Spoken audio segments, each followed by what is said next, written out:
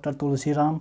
और हम जानेंगे कि क्योंकि मुर्दैया से हर एक पिछले प्रश्नों जो जितने भी पेपर हुए हैं एनटीए द्वारा लिए गए हैं यूजीसी, उसमें हर एक प्रश्न पत्र में 2 से 3 प्रश्न मुर्दैया से हर बार बनते हुए आए हैं और इस बार भी आए थे। तो इसलिए हम मुर्दैया को डीपली पढ़ने की कोशिश करेंगे और आज हम मुर्दैया के लगभग पहले 2 अनुक्रम पढ़ेंगे, उनके बारे में डीपली जानकारी प्राप्त करेंगे। यह मुर्दैया का पार्ट 1 होगा। तो आइए शुरू करते हैं मुर्दैया की भूमिका।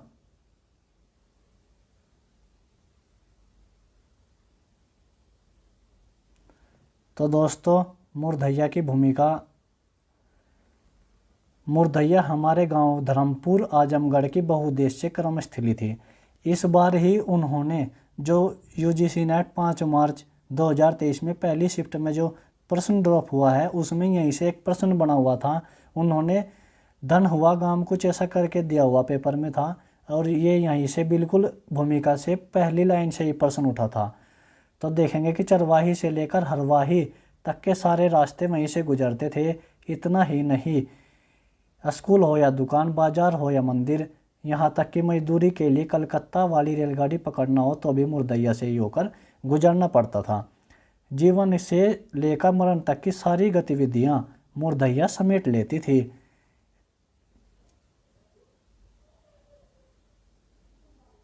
विशेष रूप से मरे हुए पशुओं के मांसपिंड जूझते सैकड़ों गिनतों के साथ सियार और मुर्दैया के कलस्थली के रूप में बदल देते थे। रात के समय इन्हीं सियारों की हुआ वाली मुर्दैया की आवाज़ निर्जनता को भंग कर देती थी। मुर्दैया से ही मायनों में हमारी दलित बस्ती की ज़िंदगी थी।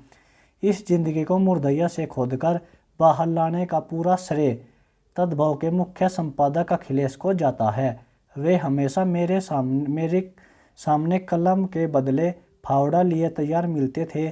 सही अर्थों में मैंने, यानी कि तुलसीराम जी कह रहे कि उनके ही फावड़े से खोदकर मुर्दैया से अपनी ज़िंदगी को बाहर निकाला।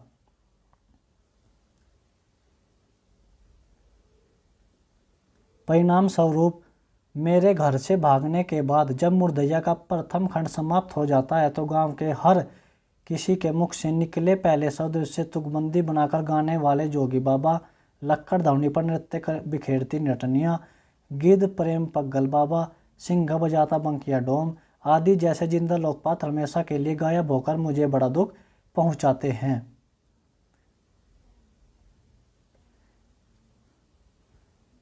सबसे ज़्यादा दुखित करने वाली बात दिल्ली में रह रहे मेरे गांव के कुछ प्रवासी मजदूरों से मालूम हुई। 50-60 वर्ष पहले जिस मुर्दैया का वर्णन मैंने किया है वह पूर्ण रूपेण उजड़ चुकी है। प्रवासी मजदूरों से ही लेखक को पता चलता है कि मुर्दैया से होकर जाने वाली एक सरकारी सड़क ने हमारे गांव को 3 जिलों आजमगढ़, गाजीपुर तथा बनारस से जोड़ दिया है। दोस्तों, आपको पता होना चाहिए कि मुर्दैया की भूमिका में किन 3 जिलों का वर्णन हुआ है। तो उसमें हुआ है आजमगढ़, गाजीपुर और बनारस। प्रश्न में ऐसा दे देगा कि निम्नलिखित में से किस जिले का वर्णन मुर्दैया में नहीं हुआ है। तो इन 3 का हुआ है, जो चौथा रहेगा उसका नहीं हुआ होगा। और ऐसे भी दे सकता है कि निम्नलिखित में से किन जिलों का वर्णन मुर्दैया की भूमिका में हुआ है। ABC सही है या CDE सही है, इस तरह भी दे सकता है। तो लेखक लिखता है कि आने वाली मुर्दैया के दूसरे खंड से भागने के बाद कलकत्ता, बनारस तथा दिल्ली होते इंग्लैंड, सोवियत संघ, रसिया तक की जीवन यात्रा का लेखा जोखा होगा। लेखक लिखता है कि मूलतः यह यात्रा मार्क्सवाद से बौद्ध दर्शन की है। लेखक ने राजकमल प्रकाशन के निदेशक अशोक माहेश्वरी को इसके लिए धन्यवाद किया कि उन्होंने तद्भव से अब तक प्रकाशित 7 किस्तों को मुर्दैया खंड 1 के रूप में अविलंब प्रकाशित करने का निर्णय लिया। जबकि आगे का लेखन जारी है। डॉक्टर तुलसीराम, जवाहर नेहरू विश्वविद्यालय, नई दिल्ली, 11/00/67। तो देखते हैं अनुक्रम। इसमें 7 अनुक्रम है। नंबर 1 मुर्दैया अनुक्रम, नंबर 1 भौतिक पारिवारिक पृष्ठभूमि। मुर्दैया में 7 अनुक्रम है। आपको सातों के अनुक्रमों के नाम याद होने चाहिए, क्योंकि जो सितंबर 2022 में परीक्षा हुई थी, उसमें इनका एक नाम दिया हुआ था और पूछा था कि निम्नलिखित में से किस आत्मकथा से या किस रचना से संबंधित है। नंबर 2 मुर्दया तथा स्कूली जीवन, 3 अकाल में अंधविश्वास, नंबर 4 मुर्दया के गीत तथा लोक जीवन, 5वां भूतनिया नागिन, 6ठा चले बुद्ध की राह और 7वां है आजमगढ़ में फाका कसी। आजमगढ़ में फाका कसी। इस प्रकार अब की बार जैसे उन्होंने शेखर एक जीवनी उपन्यास से दिया था कि ऊषा और ईश्वर, बीज और प्रकृति, ऐसे करके मिलाओ कि भाई पहला खंड है या दूसरा खंड है, तो इसी प्रकार मुर्दया से भी दे सकता है। तो इसके लिए पूरी तैयारी करनी होगी। अब देखते हैं भूति पारिवारिक पृष्ठभूमि।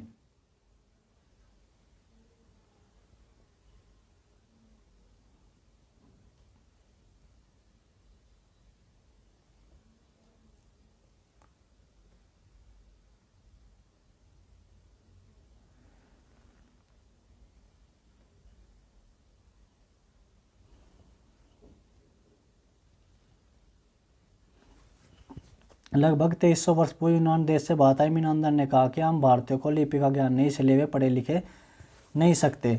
आधुनिक भारतीय पंडितों ने मीनांदर का खूब खंडन मंडन किया। लेखक के पिताजी के अनुसार लेखक के दादाजी को एक भूत ने लाठियों से पीट पीट कर मार डाला था। दादाजी का नाम था जूटन।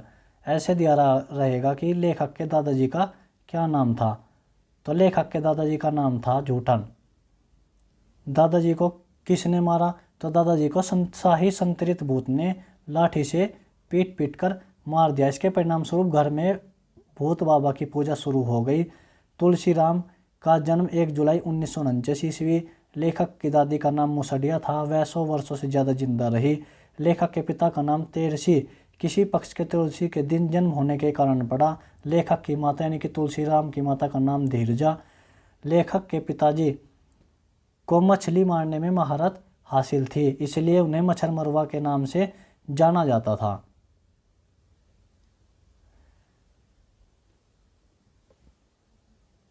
जब मैं यानी कि लेखक पैदा हुआ तो पिताजी मुझे अपनी गोद में लेकर गांव से करीब 1.5 किलोमीटर दूर एक शिव मंदिर जिले शेरपुर कुटी कहते थे वहां पहुंचे और मंदिर के महंत बाबा हरिहरदास ने आशीर्वाद देने की विनती की। बाबा हरिहरदास बड़े उदार पुरुष थे। उन्होंने मुझे जीवित रहने का आशीर्वाद दे दिया और मेरा नाम तुलसीराम रखा गया। जब मैं यानी कि तुलसीराम 3 साल का हुआ, गांव में चेचक की महामारी आई। मेरे ऊपर उसका गहरा प्रभाव पड़ा। हमारे गांव में भी चमरिया माई और डी बाबा 2 ऐसी देवी देवता थे जिनकी पूजा दलित करते थे। इन दोनों को सुअर तथा बकरे की बलि दी जाती थी। बलि के अलावा इन्हें हलवा, सोहारी, धार, पुजारा भी चढ़ाया जाता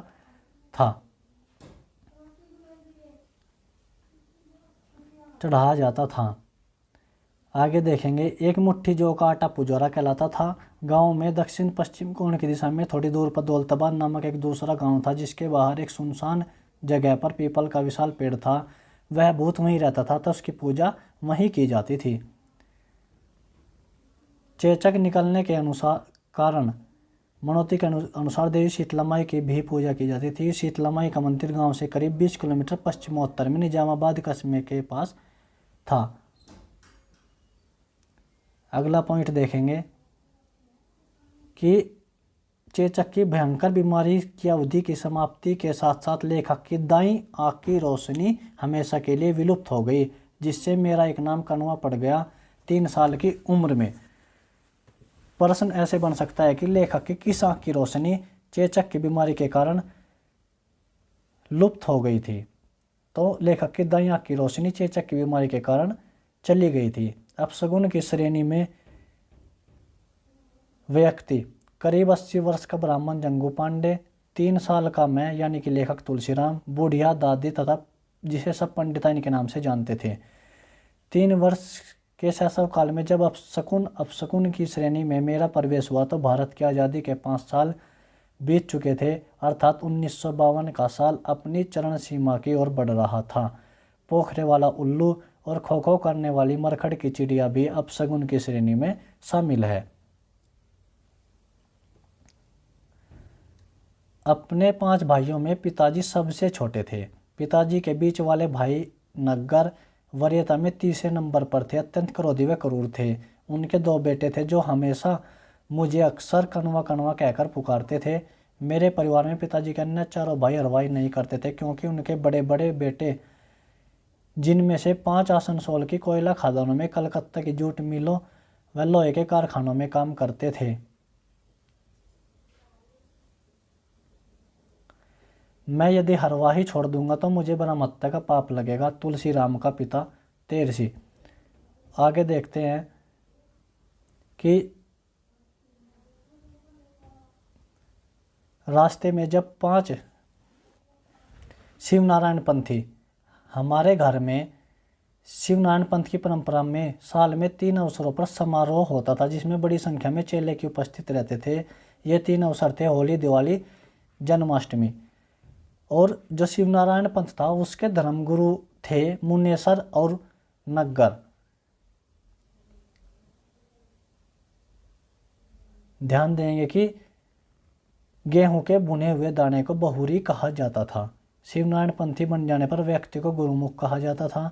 पिताजी के चौथे बड़े भाई का नाम मुन्नर था। ये दादी की तरह चमरिया माई के भक्त थे।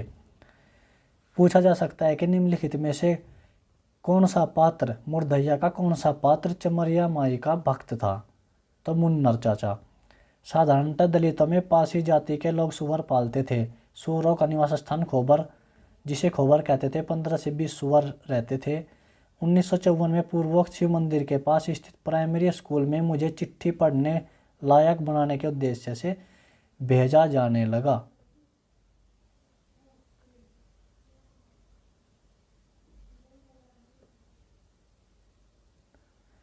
स्कूल अनुक्रम नंबर 2, मुर्दैया तथा स्कूली जीवन। स्कूल ले जाने से पहले पिताजी के अम्बिका पांडे के पास साहित्य यानी शुभ दिन का मुहूर्त पूछने गए। अम्बिका पांडे ने मेरा स्कूल जाने का दिन मंगलवार तय किया। हिंदू रीति के आषाढ़ का महीना था। उसी पूर्वोक्त शिव मंदिर के पास स्थित स्कूल का नाम था प्राइमरी पाठशाला शेरपुर कुटी, मेरे गांव से 1.5 किलोमीटर दूर। अध्यापक मुंशी राम सूरतलाल। उस समय अध्यापक बरसात बताने पर हर एक का जन्मदिन 1 जुलाई, जाड़ा बताने पर 1 जनवरी तथा गर्मी बताने पर 1 मार्च लिख देते थे। मेरा नाम और स्थान पहली बार पहले कतार में रोल नंबर 5 के साथ होता था। हमारी पहली कक्षा में 43 बच्चे एवं 3 लड़कियां थीं। पहली पंक्ति में रोल नंबर 1 से शुरू होकर 13 पर समाप्त हो गई। शेष 2 पंक्तियों में 15-15 बच्चे बैठे। इन 13 बच्चों में मेरे अलावा चिखुरी, रमझू, बाबूराम, यदुनाथ, मुल्कू, रामकेर, दल सिंगार, जग्गन, रामनाथ, बिरजू, बाबूलाल तथा मेवा थे।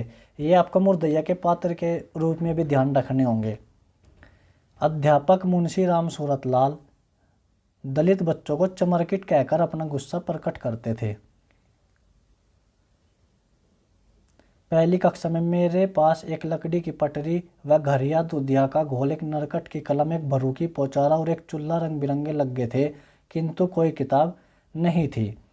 स्कूले ना जाइब तो चिट्ठियाँ के पढ़ी, लेखक के पिताजी तेरसी ने कहा तुलसीराम से कि स्कूले ना जाइब तो चिट्ठियाँ के पढ़ी। संकटा सिंह की मदद से मैं यानी कि लेखक कै ख गै घ लिखना सीख पाया।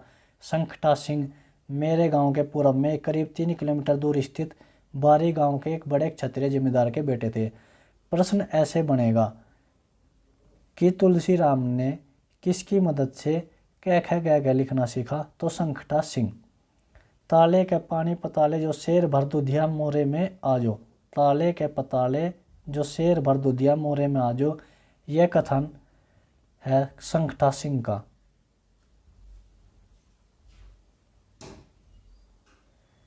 कक्षा 1 से कक्षा 2 में जाने के लिए मुंशी जी ने हर बच्चे से 2 रुपया पास कराई यानी पास कराने का घूस लिया।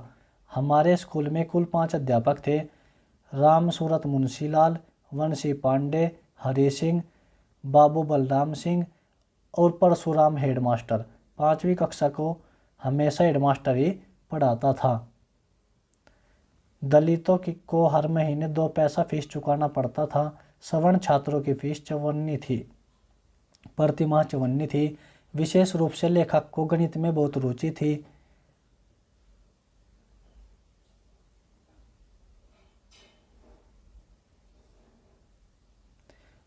उस समय भारत में वर्तमान मुद्राओं का प्रचलन नहीं हुआ था। रुपया आना तथा पैसा चलता था जो इंग्लैंड के शासनकाल के थे। सिक्के के पास सिक्के एक पैसे, अधन्नी, एक अन्नी, अन्नी, चवन्नी, अठन्नी और 1 रुपये में होते थे, जिन पर इंग्लैंड की रानी या राजा के चित्र बने रहते थे। कागज के नोट 1, 2, 5, 10 रुपये तथा 100 रुपये के होते थे। पैसे वाले सिक्के 2 प्रकार के होते थे। नंबर 1, आजकल के पैसे 50 पैसे के सिक्के के बराबर तांबे का एक बड़ा सिक्का होता था, जिसके बीच में एक बड़ा गोल छेद होता था, जिसे गांव में छेदा हुआ पैसा कहा जाता था। अब कूट में दे देगा, मुर्दैया से 3-4 पॉइंट दे देगा और पूछेगा कि निम्नलिखित में से कौन सा मुर्दैया में है, कौन सा नहीं है। तो इस प्रकार से उसमें दिए रहेंगे। आपको इन्हीं पॉइंटों, इन्हीं तथ्यों के माध्यम से पता चलेगा कि क्या मुर्दैया में शामिल है, क्या नहीं है। तो आपको ये पढ़ने होंगे। तो आगे है दूसरा, एक पैसा वाला सिक्का आज के रुपये में वाले बड़े सिक्के के बराबर तांबे का ही बिना छेद वाला होता था, जिसे डब्बल कहा जाता था। जिस सिक्के में छेद होता था उसे छेदा हुआ पैसा कहा जाता था, और जिस सिक्के में छेद नहीं होता था उसे डब्बल कहा जाता था। छेदा हुआ पैसों की करघड़ी में गूंथकर जन्मजात शिशुओं को कमर में पहनाना दलितों के बीच बड़ा शुभ माना जाता था।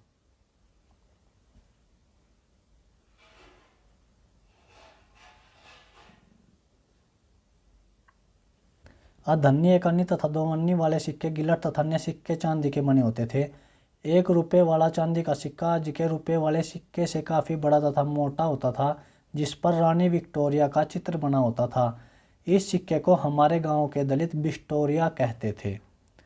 मेरी बुढ़िया दादी मुसड़िया के पास उक्त बिस्टोरिया के 37 सिक्के न जाने कितने वर्षों से पड़े हुए थे।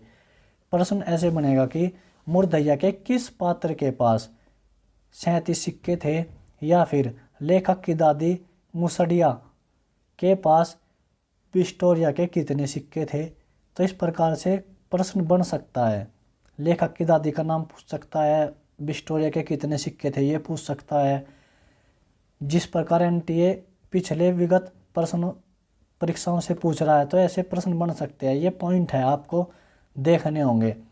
जैसे भरू की मिट्टी से बना छोटा पात्र, जरहंस, तेज बुखार। दादी को 1997 ईस्वी, लेखक 3री कक्षा में था जब दादी को तेज बुखार हुआ। लेवा, फटे पुराने कपड़ों से हाथ से सिलकर बनाया गया बिस्तर। गुंटू मुंटू, बच्चों को बहलाने का एक खेल।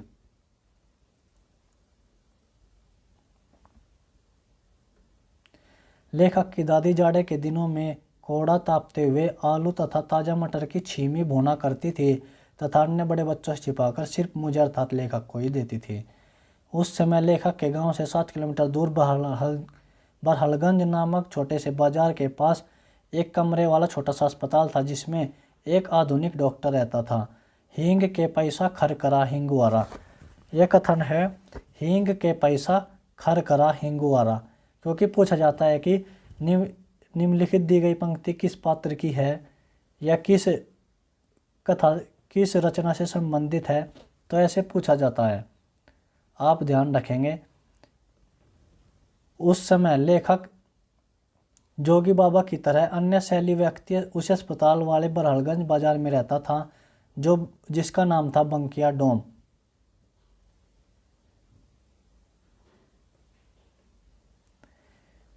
बंकिया डोम सिंघा नामक वाद बजाने में अद्वितीय था। सिंघा को ही संस्कृत में तुरीयनाद कहते हैं। आगे देखेंगे कि बंकिया डोम के सिंघा संगीत ध्वनि के साथ साथ उक्त विश्लेषणों द्वारा चरित्र चित्रण विद्रोही तरीका किसी को भी रातों रात घटना का पात्र बना देता था। पटहारा, चुड़ीहारा, कपड़हारा आदि हमारे गांव में अपना अपना सामान बेचने आते। मुश्किल, चूहों के बिल से निकली बालियाँ। सुभगिया कौन है, चिट्ठी आई है चिरैया कोट। यह कथन है।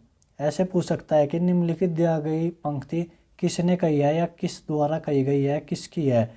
तो सुभगिया कौन है, चिट्ठी आई है या चिरैया कोट। सुभगिया हमारी बस्ती में रहने वाली जलंधर नामक बूढ़े दलित की जवान बेटी थी। सुभगिया का गोना विश्राम नामक युवक से हुआ था, कलकत्ता। ठेले को बंगाल ठेले को बंगाल में टाना रक्शा कहते हैं। चुनाव के दौरान हमारी बस्ती में एक दिन आजमगढ़ के दो कम्युनिस्ट नेता चंद्रजीत यादव व सुरजान राम पार्टी के लिए आए। मुरदैया भरथैया थाल के पास वाले सिवान परसतों भूतों की भूमिगत बस्तियां थी। अर्जुन के पौत्र परीक्षित के बेटे का नाम जन्मेजय था। सोबरन का पिता सोमर सुअर का मांस हमेशा मुन्नर चाचा पकाते थे और सबको वे ही बांटते थे। मेरा सहपाठी मुल्कू एक दिन अपने गांव हनौता से बड़े बड़े बेर के फल लाया था। फक्कड़ बाबा पात्र है। लेखक के पिताजी सुदेशर नामक ब्राह्मण की अगुवाई करते थे। 15 वर्ष की अवस्था में लेखक 1964 ईस्वी को घर से भागा था।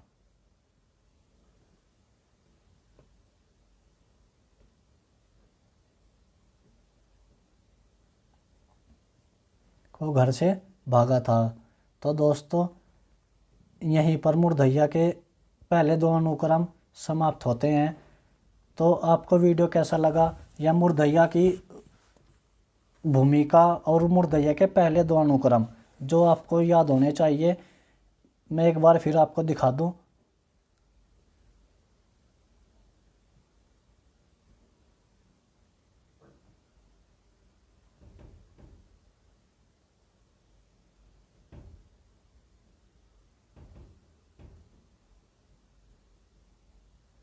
ये रहे बहुत ही पारिवारिक पृष्ठभूमि नंबर 1 मुरदैया तथा स्कूली जीवन नंबर 2, अकाल में अंधविश्वास नंबर 3, मुरदैया के गीत तथा लोक जीवन नंबर 4, बुतनिया नागिन नंबर 5, चले बुद्ध की राह नंबर 6 और आजमगढ़ में फाका कसी नंबर 7। तो दोस्तों वीडियो आपको कैसी लगी कमेंट में ज़रूर बताएं। इसका नेक्स्ट पार्ट जिसमें कि हम अगले अनुक्रम देखेंगे, इसके जो मुरदैया के पहले 7 हैं इसमें, और पहले 2 आज हमने कंप्लीट किए, बचे हुए हम नेक्स्ट वीडियो में देखेंगे, जिससे वीडियो ज़्यादा लंबी ना हो, इसलिए 2 अब किए। इससे अगली वीडियो जो भी होगी उसमें मुरदैया के अगले अनुक्रम, उसके अगले भाग जो बाकी बचे हुए हैं हम उन्हें कंप्लीट करेंगे।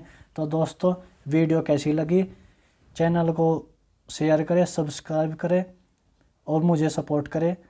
जय हिंद, धन्यवाद।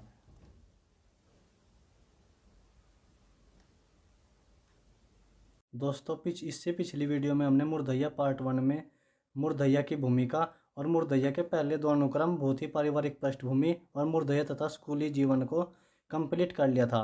आज की वीडियो में हम उससे अगले 3 अनुक्रम देखेंगे, उनकी फैक्ट देखेंगे, उनके पॉइंट टू पॉइंट उनके तथ्य देखेंगे और उनसे जो मैंने प्रश्न निकाले हैं उन प्रश्नों को देखने की कोशिश करेंगे। तो आइए दोस्तों शुरू करते हैं मुरदैया का अनुक्रम नंबर 3।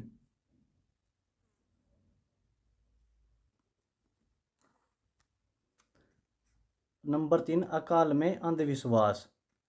परसोपुर गांव के मिसिर बाबा लगभग 19 वर्ष की उम्र में पढ़ने आए थे। 15 अगस्त, 26 जनवरी, 2 अक्टूबर के दिन पूरे प्राइमरी पाठशाला में छात्रों को गांधी टोपी पहनाकर तथा हाथ में घर से बाहर बनाकर लाए गए कागज के तिरंगे झंडे लेकर आसपास के गांव में प्रभात फेरी निकालना पड़ता था। रामलीला में मिसिर बाबा को सीता जी की भूमिका के लिए चुन लिया गया। प्रश्न ऐसे बनेगा कि मुरदैया दलित आत्मकथा है, उसमें किस पात्र को सीता जी की भूमिका के लिए चुना गया।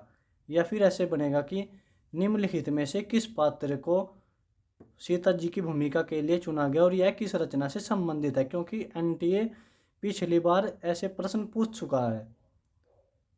तो इसलिए हमें मुरदैया को डीपली पढ़ना पड़ेगा, क्योंकि यहाँ से हर बार प्रश्न बनते हैं।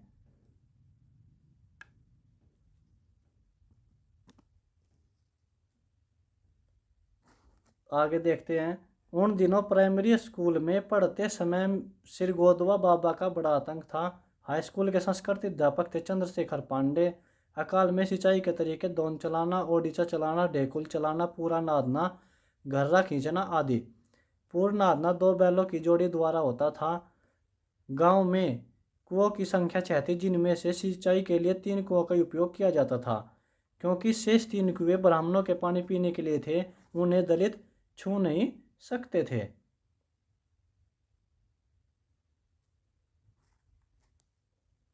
सन 1959 की गर्मियों में शुरू में ही एक बार टिड्डियों का बड़ा भारी प्रकोप हुआ। सोफी की बहू तथा दोनों बेटियां सौंदर्य के मामले में अपरंपार संपन्न थी। नग्गर का छोटा बेटा कुद्दन एक अजीब भूतिया रोग से पीड़ित हो गया। अकाल की खबर सुनकर हमारे मुन्नेसर चाचा कलकत्ता से 8 सप्ताह की छुट्टी लेकर गांव आए तथा साथ में एक टीन की बाल्टी और छाता भी लाए थे। मुन्नेसर चाचा ने मुझे यानी कि लेखक तुलसीराम को रामायण पढ़ने के लिए आदेश दिया। प्रश्न ऐसे बनेगा कि तुलसीराम को रामायण पढ़ने के लिए किसने कहा? तो मुन्नेसर चाचा ने तुलसीराम को रामायण पढ़ने के लिए कहा। तुलसीराम जी बताते हैं कि जो रामायण थी वह किससे समय थी? पंडित ज्वाला प्रसाद शर्मा द्वारा टीकाकृत रामचरितमानस। धनवान ब्राह्मण जमींदार पांडे निरंजन पांडे व इनके बड़े भाई विसर्जन पांडे गांव में चुल्ली नामक दलित अपने 2 बेटों के साथ निरंजन पांडे की अगुवाई करते थे। चुल्ली की पत्नी का नाम सोमरिया था। सप्ताह के हर दिन नाम वाली औरतें जैसे सोमरिया, मंगरी, बुधिया, बेफैया, सुखिया, शनिचरी तथा अवतरिया ये सभी हमारे गांव में हमारे बस्ती में रहती थी। सोमरिया गांव में चुगलखोरी के लिए बहुत प्रसिद्ध थी। ननहकू पांडे जो ढोलक बहुत अच्छा बजाना जानते थे, अकेले व्यक्ति थे। लोग ढोलक बजाने के कारण उन्हें मृदंगी कहते थे। प्रश्न ऐसे बनेगा कि मृदंगी मुर्धैया में किस पात्र को मृदंगी कहा जाता था और क्यों कहा जाता था? तो ननहकू पांडे जो कि ढोल बजाने में अत्यंत कुशल थे, उन्हें मृदंगी कहा जाता था। मैंने भी यानी कि लेखक तुलसीराम ने उस अकाल में महुए का लाटा खाते तथा अमोली की सुरीली धुन बजाते 5वीं कक्षा पास कर लिया। तो दोस्तों ये हुआ अनुक्रम नंबर 3 हमारा कंप्लीट। आइए देखते हैं अनुक्रम नंबर 4 मुर्धैया के गीत तथा लोक जीवन।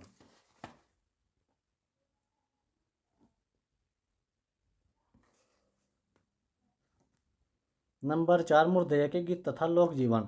5वीं इससे मैंने प्रश्न उत्तर बनाए हैं जिससे कि आपको समझने में आसानी होगी, क्योंकि थ्योरी ज़्यादा नहीं कर सकते, ये डीपली प्रश्न बनाए गए हैं। 5वीं के सभी बच्चों को फाइनल की परीक्षा के लिए कहाँ जाना था? उत्तर होगा 7 मील दूर बबुरा धनवा नामक एक गाँव के स्कूल। 5वीं कक्षा परीक्षा के लिए किस जिला केंद्र से अधिकारी आया करते थे? आजमगढ़ जिले से। मैंने आपको पहले बताया है कि मुर्धैया की भूमिका में 3 जिलों का जिक्र हुआ है, आजमगढ़, बनारस और गाजीपुर। ये तीनों जिलों आपको याद होने चाहिए। 5वीं की परीक्षा के समय कौन सा महीना था? चैत बैसाख का महीना। बच्चों से किसने कहा था कि परीक्षा स्थल पर एक दिन रुकना है? बाबू परशुराम सिंह ने। 5वीं की परीक्षा के लिए देने जा रहे छात्रों का बयान किससे कम नहीं था? माओ से तुंग के उस ऐतिहासिक लॉन्ग मार्च से।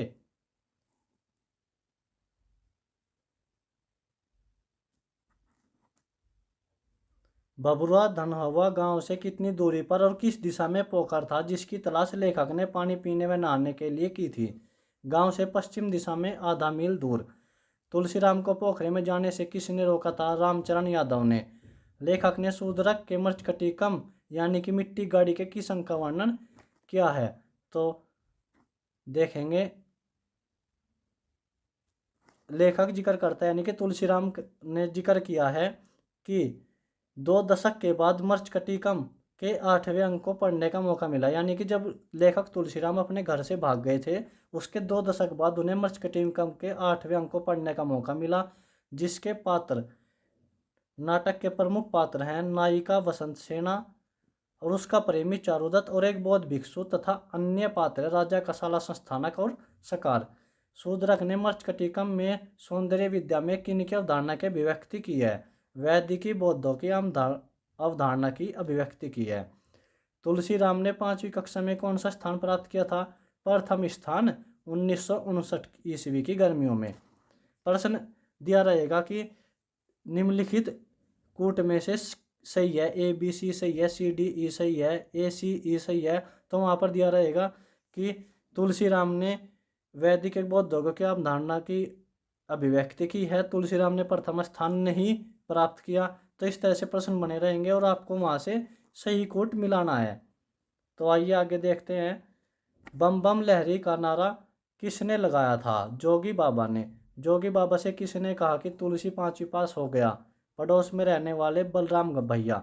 बलराम भैया, जब आपको पता रहेगा कि बलराम भैया मुर्दैया से संबंधित है, मुर्दैया में एक पात्र है, तो जब आपको वहाँ कूट मिले या प्रश्न मिले तो आप समझ जाएंगे कि यह मुर्दैया से है और यह सही है। तो तुलसीराम के घर पर चमड़ा छुड़ाने में कौन माहिर था? मुन्नर चाचा। अगला प्रश्न है, बरगद के पेड़ से गिद्धों के अंडे कौन नीचे उतारता था? पग्गल बाबा। पग्गल बाबा गिद्धों के अंडे पेड़ से नीचे उतारते थे। इन्हीं गिद्ध प्रकरणों के दौरान गांव के जोकू पांडे का बैल मर गया। मरे हुए बैल का कलेजा काटकर कौन अपने साथ घर ले गया? रमौती नामक एक दलित महिला।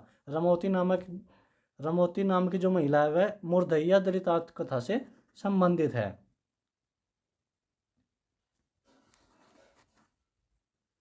किसका पति मुन्नीलाल कतरास की कोयली में कोयला काटता था?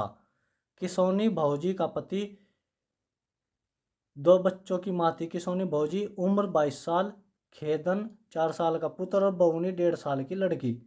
किसोनी भौजी किसके यहाँ मजूरी करती थी? बंसुआ यानी बंसु पांडे जमींदार के यहाँ। किसोनी भौजी के ससुर का नाम जैदी। मुर्दैया के किस पात्र को अंग्रेज द्वितीय विश्व युद्ध के दौरान बगदाद ले गए थे? जैदी चाचा को ही, जिनका मूल नाम लरखुर था, उन्हें अंग्रेज द्वितीय विश्व युद्ध के दौरान बगदाद ले गए थे।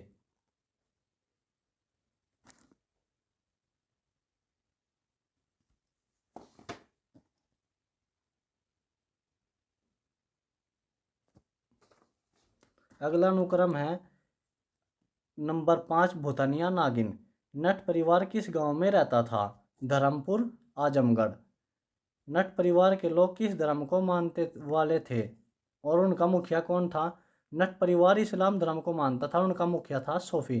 प्रश्न ऐसे बनेगा कि मुर्दैया में नट परिवार का मुखिया कौन था? तो नट परिवार का मुखिया सोफी था। तुलसीराम से अंग्रेजी सीखने के लिए कौन नटनिया उत्सुक हो गई? सोफी की बड़ी बेटी ललती, जिसे सब ग्रामीण निवासी नटनिया कहते थे।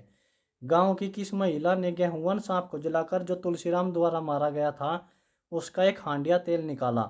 सोमरिया ने। लेखक की मामी का क्या नाम था? तरवा गांव की चचेरी मामी धनवंती। धनवंती का बड़ा बेटा लखन।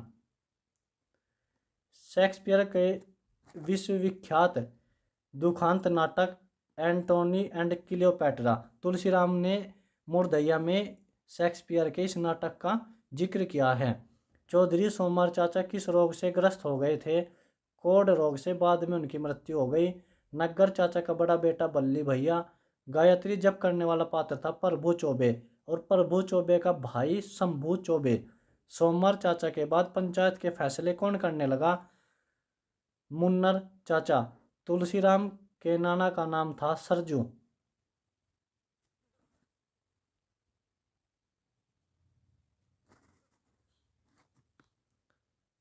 स्कूल में लगी विकास प्रदर्शनी के दौरान सांस्कृतिक कार्यक्रमों में पहली बार एक फिल्म दिखाई गई जिसका नाम था चक्रधारी।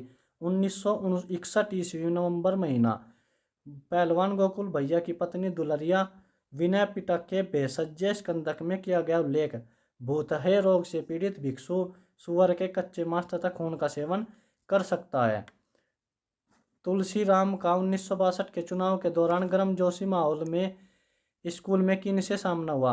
बनारस के विख्यात साधु स्वामी करपात्री जी से तुलसीराम का सामना हुआ। आगे देखते हैं। बाद में बनारस हिंदू विश्वविद्यालय के छात्र जीवन में मुझे यानी कि तुलसीराम पहली बार 1968 में महापंडित राव शंकरत्यान की पुस्तक राम राज्य और मार्क्सवाद, इसका जिक्र भी उन्होंने मुर्दैया में किया है, से पता चला कि स्वामी करपात्री जी ने 1957 में मार्क्सवाद और रामराज्य नाम की एक भारी भरकम पुस्तक लिखी जिसमें उन्होंने सती प्रथा का तथा बाल विवाह जैसी अनेक कुरीतियों का समर्थन किया था। डॉक्टर अंबेडकर द्वारा 1951 में प्रस्तुत हिंदू कोड बिल का विरोध करते हुए किसी ने कहा था कि वे हिंदू धर्म को नहीं समझते? स्वामी करपात्री जी ने। अगला पॉइंट है 20 अक्टूबर 1962 को भारत चीन युद्ध शुरू हो गया। तुलसीराम जी ने 1962 के भारत चीन विश्व युद्ध का जिक्र भी तो मूर्धइया में किया है। दोस्तों आज सिर्फ इतना ही। आज हमने 3 अनुक्रम किए ताकि वीडियो छोटा रहे और आपको देखने में दिक्कत ना हो, आप बोर ना हो, इसलिए थोड़ा थोड़ा करके हम मूर्धइया को कंप्लीट करेंगे और इससे नेक्स्ट वीडियो में मूर्धइया बिल्कुल कंप्लीट हो जाएगी। इससे जो भी प्रश्न बनेगा वह आपसे छूटेगा नहीं अगर आप इन वीडियोज़ को देख लेंगे। दोस्तों यूट्यूब पर इतना डीपली कोई भी चैनल नहीं करा रहा है। आप चैनल को अगर आपको पसंद आए तो सब्सक्राइब करें, अपने दोस्तों से शेयर करें, चैनल को लाइक करें। धन्यवाद।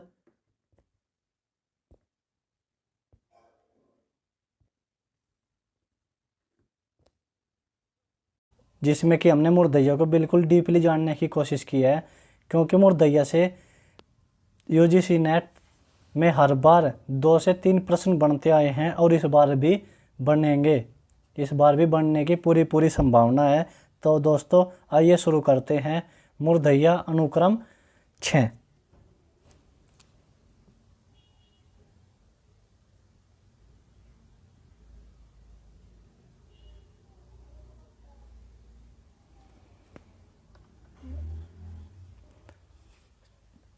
नंबर 6, चले बुध की राह। भविष्य में दार्शनिक उड़ान के हिसाब से 9वीं कक्षा की पढ़ाई एक नया मोड था।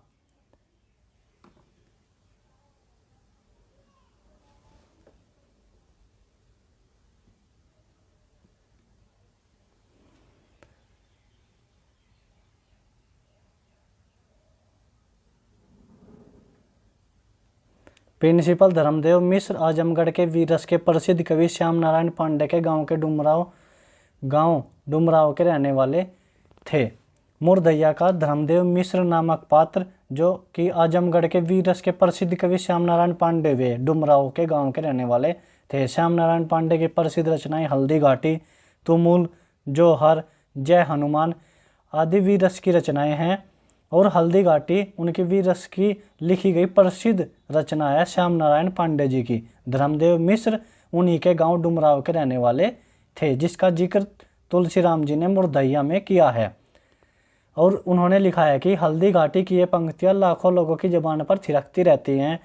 किरण बीच चौकड़ी भर भर कर चेतक बन गया निराला था, राणा प्रताप के घोड़े से पड़ गया हवा का पाला था। तुलसीराम जी ने इन पंक्तियों का जिक्र मूर्धइया में किया है। धर्मदेव मिश्र स्वयं कवि थे। कवि होने के नाते उन्होंने अपना नाम कमलेश रख रखा था।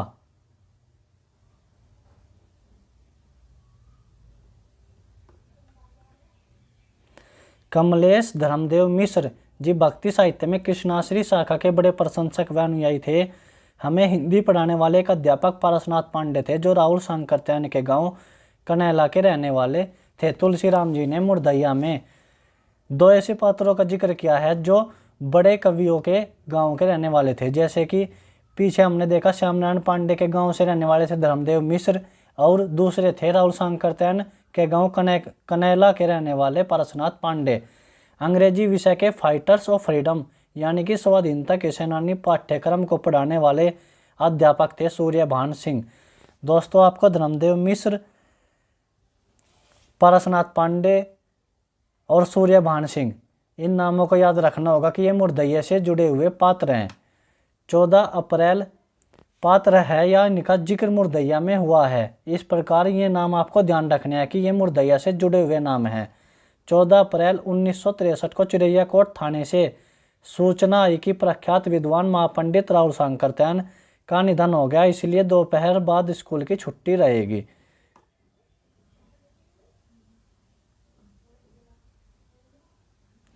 मंगरपुर गांव एक बड़ी जमींदार के बेटे लाल बहादुर सिंह से मेरी यानी कि तुलसीराम की दोस्ती हो गई। लाल बहादुर सिंह ने जबरन मेरी इच्छा के विरुद्ध मुझे शराब पिलाई, यानी कि तुलसीराम को लाल बहादुर सिंह ने शराब पिलाई। अध्यापक सुग्रीव सिंह मेरे यानी कि तुलसीराम के संरक्षक बन गए, जो हाल ही में गोरखपुर विश्वविद्यालय से बीए पास कर हिंदी के अध्यापक बने थे। सुग्रीव सिंह गोरखपुर विश्वविद्यालय से बीए पास कर हिंदी के अध्यापक बने थे, ये आपको याद रखना होगा। प्राइमरी स्कूल के प्राध्यापक परशुराम सिंह का सगा भतीजा चिंतामणि मिर्गी रोग से पीड़ित था। प्रश्न ऐसे बनेगा कि मुर्दैया का वह कौन सा पात्र है जो मिर्गी रोग से पीड़ित है, या कोर्ट में ऐसे दिए रहेंगे कि चिंतामणि मिर्गी रोग से पीड़ित है, सुग्रीव सिंह ने गोरखपुर विश्वविद्यालय से बीए पास की कर हिंदी के अध्यापक बने। तो इस प्रकार कूट मिलाने आते हैं और आपको मिलाने होंगे। तुलसीराम का सहपाठी महेंद्र सिंह जो धर्मपुर गांव से करीब 6 किलोमीटर दूर पश्चिम में स्थित चक्रवाणपुर के रहने वाले थे। इनके घर में हाथी पाला जाता था।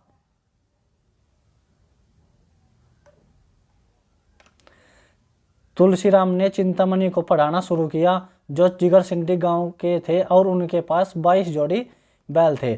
चिंतामणि का पिता लक्ष्मी नारायण सिंह एक नामी वैद्य था, जो स्वयं चिंतामणि का उपचार करते थे। तुलसीराम के स्कूल पर यूपी बोर्ड इस इलाहाबाद से सूचना आई कि हमें विद्यालय परीक्षा देने चंडेसर डिग्री कॉलेज जाना पड़ेगा। तुलसीराम के स्कूल पर यूपी बोर्ड इलाहाबाद से सूचना आई कि हमें परीक्षा देने चंडीसर डिग्री कॉलेज जाना पड़ेगा। चंडेसर डिग्री कॉलेज के संस्थापक भी एक साधु चंद्रवली सिंह ब्रह्मचारी थे। दोस्तों देखते हैं आजमगढ़ में फाका कृषि मुर्दैया का 7वां अनुक्रम, और ये इसका लास्ट अनुक्रम है।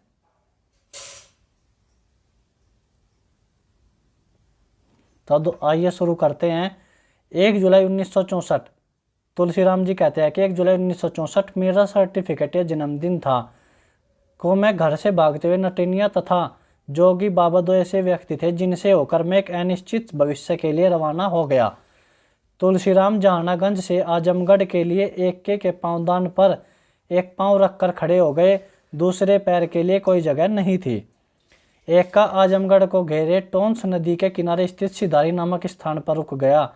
सामने सिधारी का पुल था। उन दिनों पुल के आर पार स्थित आजमगढ़ शहर में एक का प्रवेश वर्जित था।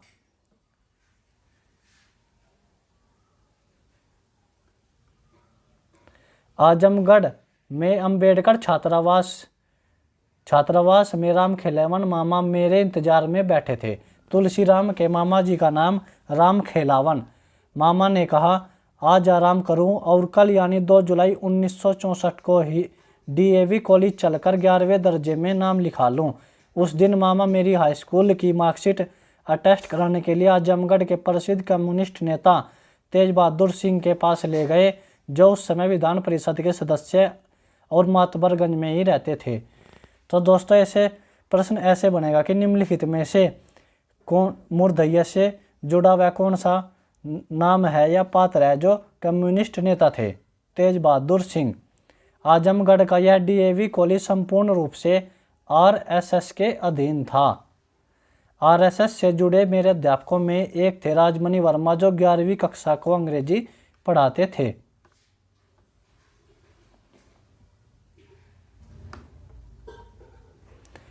उस समय आजमगढ़ शहर में सिबली नेशनल कॉलेज बहुत मशहूर था, जिसमें मुसलमानों से के साथ बड़ी संख्या में हिंदू छात्र भी पढ़ाई करते थे। डीएवी कॉलेज के प्रिंसिपल छबील चंद श्रीवास्तव भी आरएसएस से जुड़े थे। मुझे भी यानी कि तुलसीराम को 10 रुपये घूस देकर दलित अंबेडकर छात्रावास में प्रवेश मिला था, जिसका मैनेजर शुभचरण वियोगी था। रामनाथ जी तार बाबू के नाम से जाने जाते थे और उनकी पत्नी प्राइमरी स्कूल में अध्यापिका थी।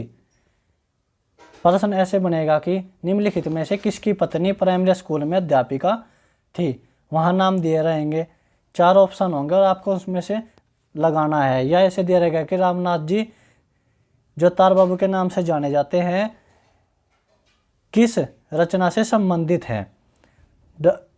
आगे देखते हैं। डॉक्टर अंबेडकर की प्रसिद्ध उक्ति जाति विहीन समाज के बिना स्वराज प्राप्ति का कोई महत्व नहीं, मुझे इससे अवगत सनवारी राम ने ही कराया था।